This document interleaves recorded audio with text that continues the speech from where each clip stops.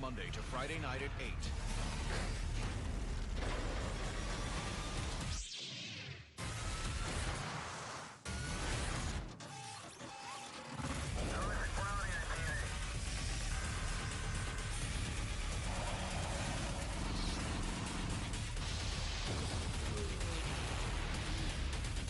This is the future. Nat Geo Science, every Monday to Friday night at 8 on National Geographic. This September on National Geographic Network. Survivalist expert Hazen Audell tracks the ancient migration routes towards the legendary savannas of the Serengeti. I gotta try to get out of here. Whoa. We trace the history of the Maya back to the very start to uncover the origins of this powerful ancient civilization. It's a very important site that nobody knew about. That was a big surprise for us. Travel journalist Jeff Jenkins puts his physical abilities to the test in this awe-inspiring travel adventure across the globe. Woo. OMG. One step at a time, baby. Whoa. These vets have seen it all.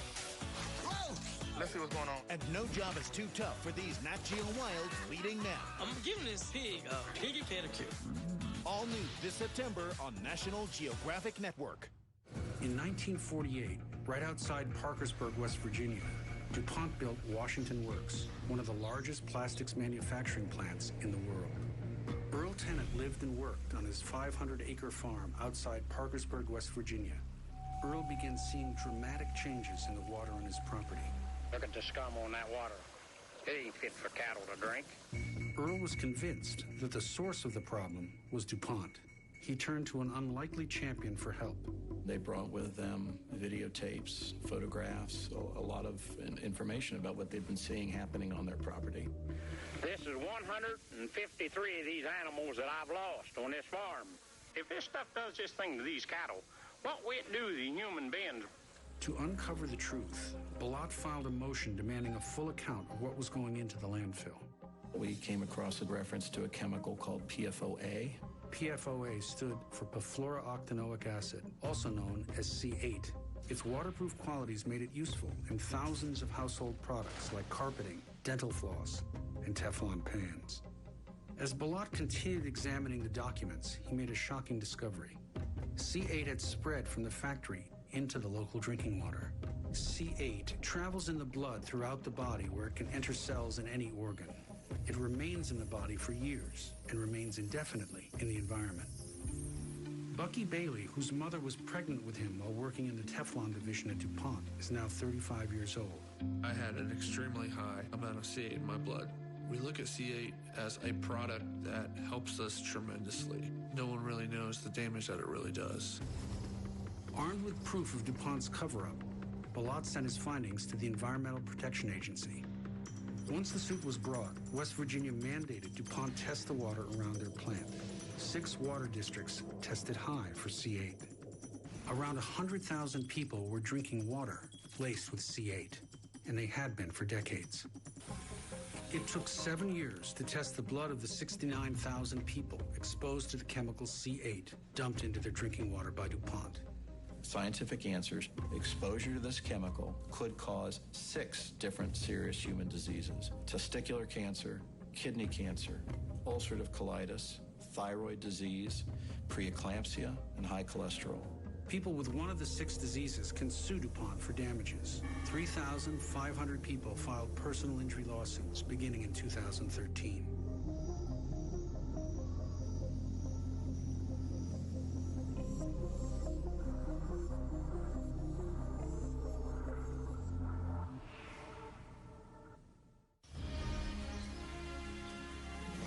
Magnificent animal moms-to-be have reached the halfway stage of their pregnancies. This photo, yeah. Now, Are we? It's just up ahead. Scanning technology and computer animation On September 20th, 1943, Life magazine printed a truly shocking image. For the first time, the American public saw a photograph of their own dead from World War II. Ranch hand Brumby is juggling working life. Is it? This is it. There's no doubt about it. It's probably further down the beach this way. Fighting off threats to her unborn kids. It's there. We're here. I think we're on it. That is chilling. Witness life before birth. The greatest adventure of all. When I turned 14, my parents gave me a book for my birthday of the most famous photographs of the Second World War. And I still have that book. And I loved it because it was full of all the things that a 14-year-old boy gets excited about: airplanes and tanks and ships and machine guns. But it also included this photograph. And at that age, this had a powerful emotional impact on me that changed the course of my life. I cannot begin to estimate the emotional impact this would have had on people back home. These 3 U.S. Army soldiers are just 3 of the 292,000 Americans who were killed in action during the Second World War. But millions of people saw them because of this image. And millions of people personalized the human loss of the Second World War through this image. Can Pete's scans uncover the extraordinary evidence of the aircraft's fate? Around 14,000 Allied soldiers, including 7,000 Americans and 200,000 Japanese, lost their lives in the fight for Papua New Guinea. An unknown number of Papuans also died in a war that wasn't their own. It's a hard job.